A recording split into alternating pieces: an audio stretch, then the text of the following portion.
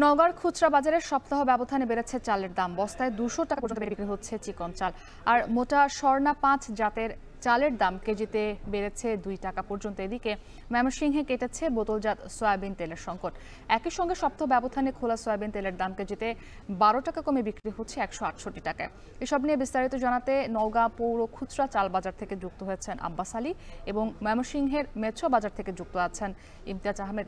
তবে শুরুতে আমরা নওগাঁয় যেতে চাই। আব্বাস, নওগাঁয় বাজারে চালের সরবরাহ কেমন দেখছেন এবং এই যে চালের দাম বেড়েছে এই কারণ হিসেবে বিক্রেতারা কি বলছেন?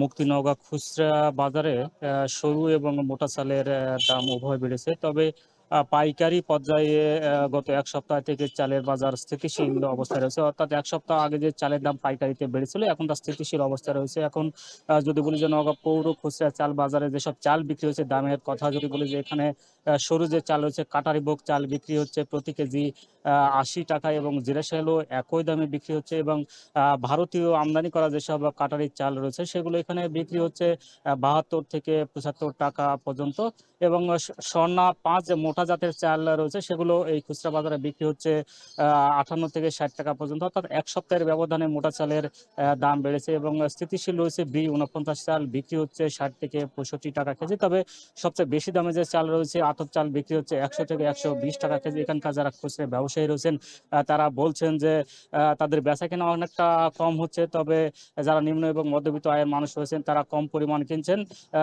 বলা যায় যে এখানে চালের সরবরাহ কিছুটা কম রয়েছে এবং চাল বেচাকেনাও কম হচ্ছে। আর জেলা চালকল মালিক সমিতির নেতৃবৃন্দের সঙ্গে কথা বলেছে, তিনি জানিয়েছেন যে যেহেতু এখন ইরিবোরো মৌসুমের শেষ সময় এবং বলা যায় যে সরু চাল মূলত ইরিবোরো মৌসুমেই উৎপাদন হয়ে থাকে এবং যা দিয়ে সারা বছর এটা চাহিদা পূরণ করা হয়ে থাকে। যেহেতু এখন ইরিবোরো মৌসুম রোপণ এবং পরিচর্যা চলছে,